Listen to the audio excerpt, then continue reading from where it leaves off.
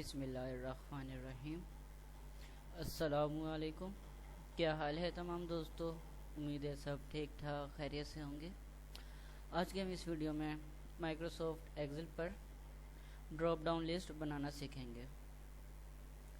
इसके ऊपर drop down list किस तरीके से बनती है। ओके, तो शीट नंबर 1 पर हमने ड्रॉप डाउन लिस्ट बनानी है और जो चीज़ हमने जिस चीज़ के ऊपर ड्रॉप डाउन लिस्ट बनानी है वो शीट नंबर 2 में लिखेंगे। ओके, शीट नंबर 2 में जैसे कि मैं कुछ चीज़ लिख लेता हूँ। स्कूल स्टेशनरी, ठीक है, पेन्स हो गए और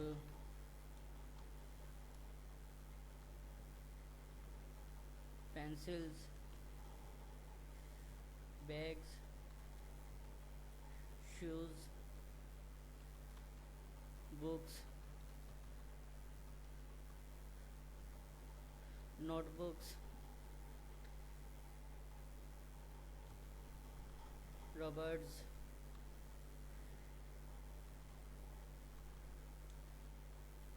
शॉर्पनर्स, मतलब कि आप कुछ भी इसके अंदर आपकी जितनी बड़ी लिस्ट है वो लिख सकते हैं। ठीक है, अब ये वाली जो लिस्ट है ये हमने कहाँ लेकर आनी है? इस जगह पर कहीं भी आपने ड्रॉप डाउन लिस्ट लगानी है उस जगह पर सबसे पहले आप क्लिक करें।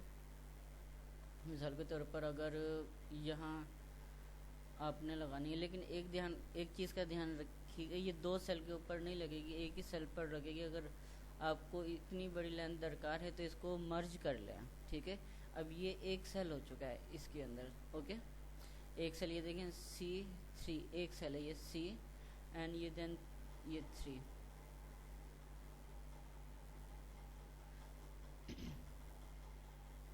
C4, sorry.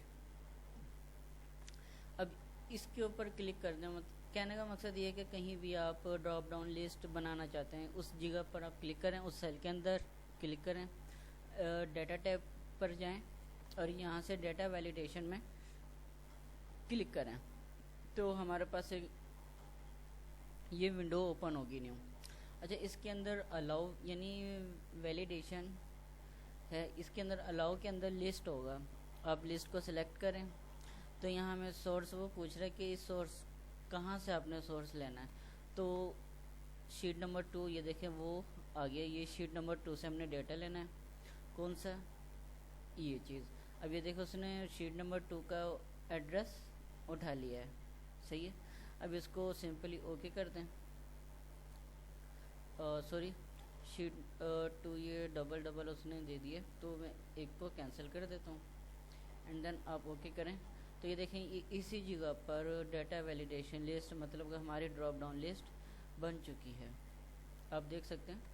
अगर हम इसके अंदर से ये डिलीट कर देते हैं, यहाँ से ये डिलीट कर दिया, अब इसके ऊपर जाएंगे, आप देख सकते हैं कि वो जो उस बॉक्स के अंदर हमारे यहाँ था नोटबुक था वो डिलीट हो चुका है। ये देखें, अब इसके ऊपर जाएं तो ये देखें ये डिलीट हो चुका है। अगर मैं यहाँ कुछ और लिख देता हूँ जैसे कि डेट्स लाइक हम लिख देते हैं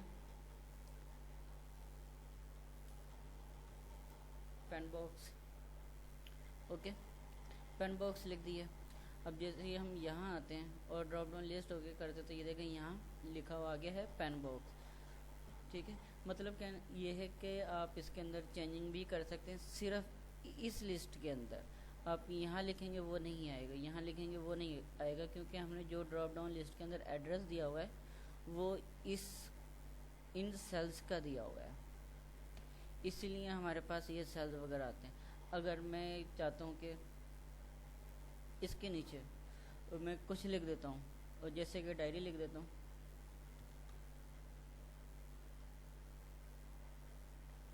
ठीक है, डायरी लिख दिया।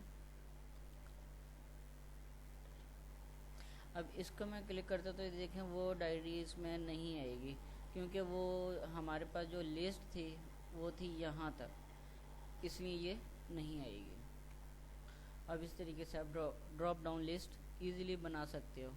अगर मैं चाहता हूँ कि मेरे पास एक से ज़्यादा है तो सिंपली आप दूसरी जगह क्लिक करें और डाटा वैलिडेशन पर क्लिक करें। यहाँ से आप लिस्ट पर जाएं, यहाँ सोर्स दीजिएगा कहाँ से आपने डेटा उठाना है।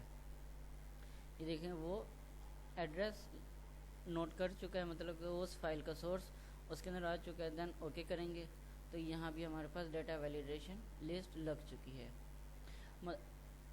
मतलब एक ही शीट में हम एक से ज़्यादा कई मरतबा जितनी चाहे लिस्ट बना सकते हैं और उसके अंदर एडिटिंग भी कर सकते हैं। जैसे कि हम इसको बोल्ड लग कर देते हैं एंड इंक्रीज साइज़ कर देते हैं, इस पर रेड कलर कर देते हैं एंड इसका जो बॉक्स है वो ये कर देते हैं, ठीक है।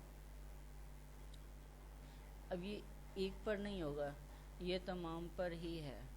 जैसे कि अगर मैं पेंसिल करता हूँ तो देखिए पेंसिल पर आएगा, शार्पनर करता हूँ तो शार्पनर पर आ जाएगा, ये है, ठीक है।